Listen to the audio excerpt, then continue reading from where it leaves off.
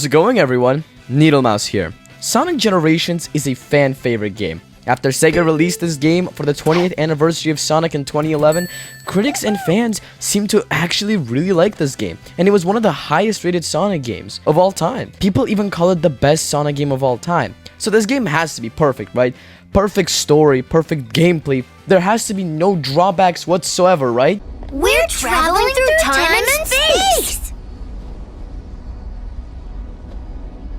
How did this happen? Well then, looks like I'm going to need that bleach after all. Lights, camera, action!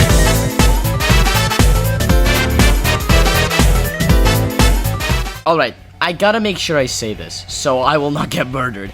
I don't think Gens is a bad game. It's not even mediocre. I enjoyed my time quite a lot with this game. But is this game the best Sonic game of all time?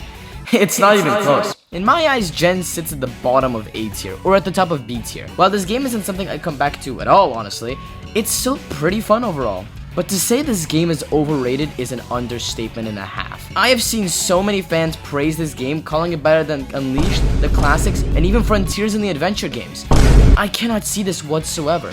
While Generations is a great game overall, it has so many issues that I will go over in today's video, starting off with the gameplay of Generations. Sonic Generations is quite unique when it comes to gameplay, as it has not one, but two different Sonics. Or at least this will be unique until some other game did it again, but worse. Anyway, this game has two Sonics, Classic and Modern.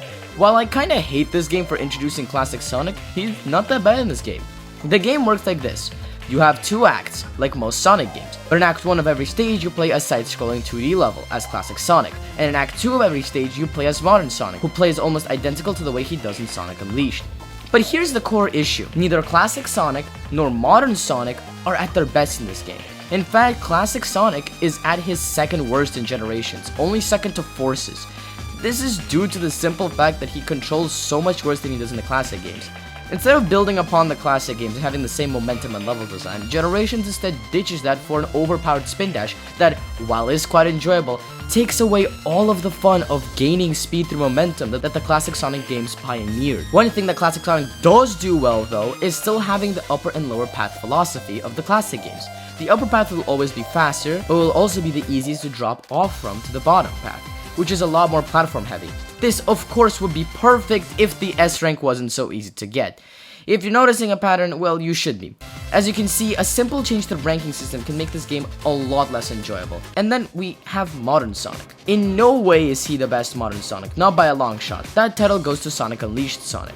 The 360 and the PlayStation 3 version, let's get that clear. Let's start with the ranking system, which got nerfed so hard. Imagine Unleashed ranking system, but making it insanely easy to the point where you can't even get a D rank unless you wait for like an hour. That is Generations' ranking system.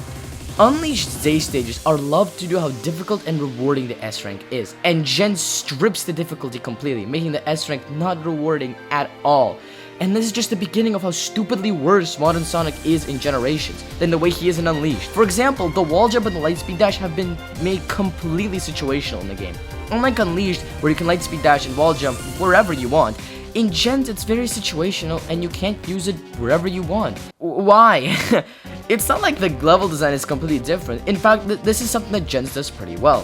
While there aren't as many intuitive skips as there are in Unleashed, there are some pretty fun and satisfying ones.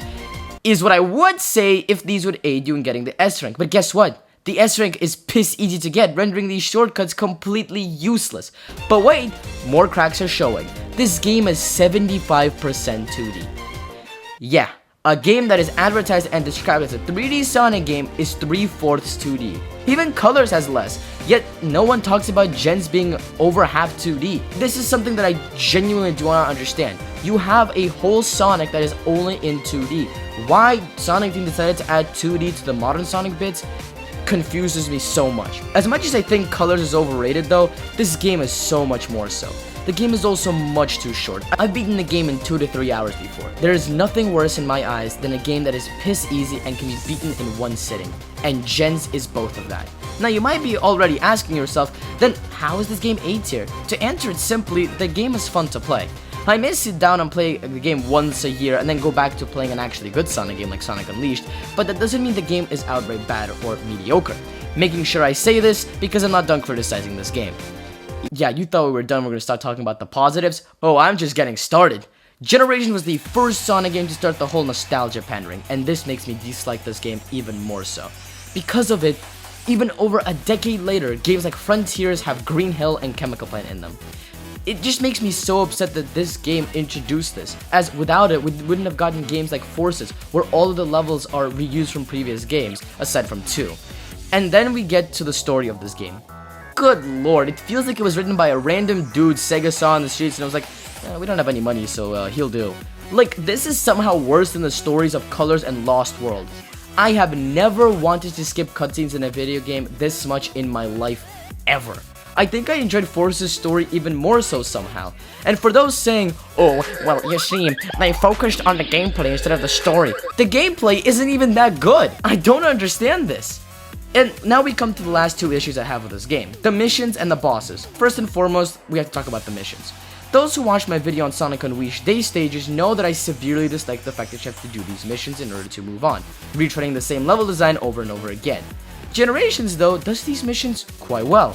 While doing them all will get repetitive after a certain period of time, I actually really enjoy the variety and the music of these missions. If I ever want mission type levels to return in Sonic game, which to be clear I really don't want, they would be the same way they are in Gens. And finally, let's get to the bosses. Let's start off with the Death Egg Robot. I would dog on this boss, but this is also the first boss of the game, so I can forgive it for being so easy. The music slaps though, and while the boss does nothing insane, I do really like the fact that you have to arm the bombs and then get the robot to hit the bombs in order to damage it. Next comes Perfect Chaos, and this is my second favorite boss in the game. Not only do we get a fire remix of Open Your Heart, the boss itself is actually really fun. I especially enjoy the platforming bits actually, and running on water will never get old in Sonic. And now we come to the best boss in this game. For those who watched my video on the best 2000s era Sonic boss, know exactly why I love the Egg Dragoon so much. While this version of the boss isn't as good as the Unleashed version overall, the gameplay is pretty damn fun. I really enjoyed this boss, though I really wish we got to see the core of the earth like we did in Unleashed. But there are 3 more boss fights that we have to talk about before talking about the final boss. These are called rival battles, where Sonic faces a, well, past rival that he had. Metal Sonic comes first, and he's honestly the only one of the 3 rivals that has a good reason to fight Sonic. He's Metal Sonic, he's always been a villain, so of course he'd want to fight and get rid of his loathsome copy. The fight itself is nothing special, but one of the better Metal Sonic fights in this franchise. Of course, nothing will beat Metal Madness, but that doesn't matter. Then comes Shadow, and I hate him in this game. Shadow is my favorite character in the Sonic franchise. I love the guy, but the way the game strips him of everything that's ever made him cool is just so sad. Gone are the days where Shadow drops the hardest lines in Sonic history. Now he's been reduced to nothing but a simple rival. This fight is pretty good though. Nothing too special. Not my favorite, but I really did enjoy it. Finally, we have my boy Silver the Hedgehog. While his reason for fighting Sonic is almost as bad as Shadow's, I guess it somewhat makes sense since Silver's a gullible character. The fight itself is the best of the 3 rival battles in my eyes. You avoid Silver's projectiles and try not to get squashed by the cars he throws at you. And now we get to the final boss. Usually when Super Sonic pulls up, you know it's gonna be amazing. But this is the worst final boss in Sonic history. I have never experienced something this bad when it comes to Super Sonic ever. Not only is the cutscene leading up to this boss one of the worst in the game, but the boss itself is so stupid easy. All I did was spam boost and that's it. Even the Forces final boss had me doing more stuff than this one. I genuinely despise this boss with all of my heart, and like always, the S rank is piss easy to get. Now, after all that I just said, you might be asking yourselves, then how in God's name do you think this game is an A tier when it has so many issues? Here's the thing. If I was forced to play this game over and over again over a short period of time, I would say this is a low B to C tier game. The only reason I think this game is A tier is because it's fun only when you play it through once and don't touch it again for a long period of time. In the end, I really do think Generations is much too overrated. I've played the game 2 times over the last 3 years. I've played the game over 3 times in the last 3 years that I've owned it, and I have absolutely no interest in coming back to it in a very long time.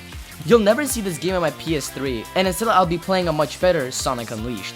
But if you all enjoyed this game, I can respect it. I've seen a lot of people saying that this was their first Sonic game and that this was how they got introduced to Sonic through it. I just simply don't see the appeal of this game.